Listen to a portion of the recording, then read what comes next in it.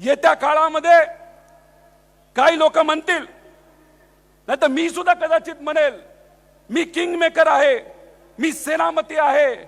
अहो, एक दोन सेनापतीचं हे काम नव्हतं.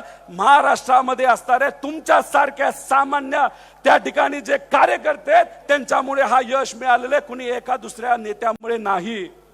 आणि पवार साहेबांनी जे कष्ट या वयामध्ये घेतले, याच्यामुळे खऱ्या अर्थाने आपल्याला हे यश मिळालेलं आहे.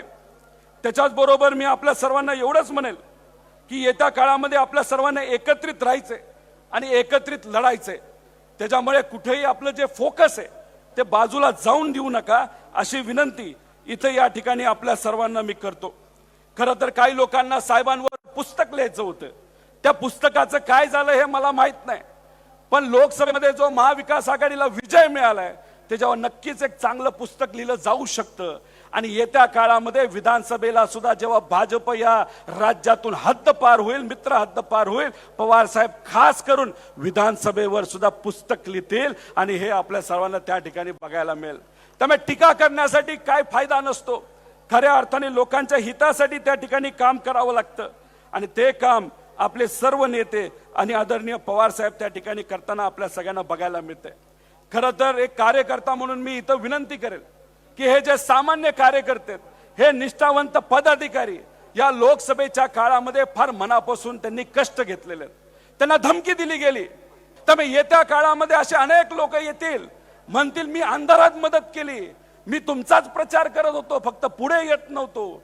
काही नेते आता पलीकडे गेलेले आहेत, त्या नेत्यांना परत इकडे यावं लागेल. फक्त सर्व नेत्यांना, सर्व पक्षप्रमुखांना मी विनंती करेल, पहिला निष्ठावंतांचा विचार त्या ठिकाणी केला गेला पाहिजे आणि मग त्या लोकांचा विचार खऱ्या अर्थाने तिथं केला गेला पाहिजे. येत्या काळामध्ये आपलं जे कॅडर आहे, जे कार्यकर्ते, ते कसं मजबूत होईल याच्यासाठी सुद्धा विचार केला गेला पाहिजे. आणि असे काही नेते असतात ते दोन दगडावर पाय ठेवतात. त्या नेत्यांना म्हणायचं तिकडे तरी जावं, नाही तर इकडे तरी यावं, पण दोन दगडावर पाय ठेवून चालणार नाही. थोडीशी माझी तुम्हाला विनंती आहे. मी पक्षाचा अध्यक्ष आहे, माझे महिने अनेकांनी मोजून झालेले आहेत. आता माझे महिने एक 4 महिने मोजू नका, मी करतो व्यवस्थित. आणि जाहीर ट्विटरवर वगैरे बोलायचं जरा बंद करा. काय असेल ते शरद पवार साहेबांना, जयंत पाटलांची तक्रार जाऊन करा. शरद पवार 2 कानाखाली मारतील आमच्या, नाही तर काय करतील तो त्यांचा निर्णय, पण जाहीर बोलू नका. पक्ष हा महाराष्ट्रातल्या लाखो लोकांची संपत्ती आहे, कुणा एकाची संपत्ती नाहीये. मी चुकीचा वागलो तर ह्या महाराष्ट्रातल्या जनतेवर परिणाम होणार आहे, याचं भान ठेवून आपण सगळ्यांनी वागूया.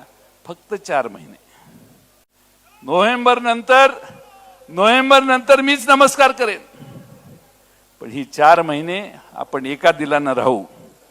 पक्षात काय करायचंय ते कानात येऊन सांगा, काय प्रॉब्लेम नाही, पण जाहीर बोलायचं बंद करा, खाजगीत बोलायचं बंद करा.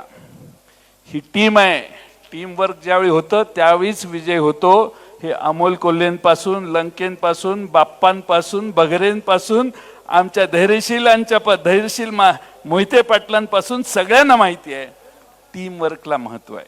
हा विजय काही माझ्या एकट्याचा नाही आहे, चिंता करू नका.